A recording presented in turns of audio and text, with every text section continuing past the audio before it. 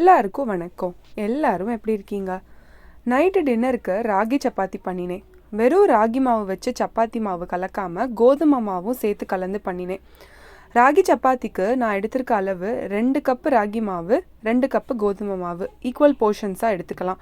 இதோட கொஞ்சம் உப்பு, நட்ஸ் அண்ட் சீட்ஸ் பவுடர் சேர்த்துருக்கேன். நட்ஸ் அண்ட் சீட்ஸ் பவுடர் முன்னாடி வீடியோஸில் எப்படி பண்ணுறதுன்னு போட்டிருக்கேன். சப்பாத்தி எப்போல்லாம் பண்ணுறேனோ இந்த பவுடரையும் ஆட் பண்ணிப்பேன். நார்மல் சப்பாத்தினா முன்னாடியே பிசைஞ்சு வச்சுக்கலாம். ராகி சப்பாத்திக்கு எப்போ பண்ணுறோமோ ஒரு 15 மினிட்ஸ் முன்னாடி கலந்தால் போகும். தண்ணி விட்டு நார்மல் சப்பாத்தி மாதிரி கொஞ்சம் கொஞ்சமாக கலந்துக்கலாம். இது நார்மல் சப்பாத்தியை விட ரொம்ப சாஃப்டாக இருக்கும். நம்ம யூஸ்வலாக சப்பாத்தி அளவை விட கொஞ்சம் கூட ராகி மாவு கலந்துக்கிற மாதிரி இருக்கும்.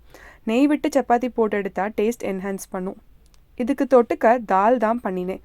ஒரு கடாயில் தட்காஸ்லாம் ஆட் பண்ணிவிட்டு ஒரு ஃபைனாக சாப் பண்ண அனியன் சேர்த்துண்டு அது நல்லா வதங்கின உடனே இஞ்சி பூண்டு பேஸ்ட் சேர்த்துக்கலாம். இஞ்சி பூண்டு பேஸ்ட் வதங்கினதுக்கப்புறம் டொமேட்டோ பியூரி ஆட் பண்ணிக்கலாம். இதோட கொஞ்சம் உப்பு, மஞ்சள் பொடி சேர்த்துக்கணும்.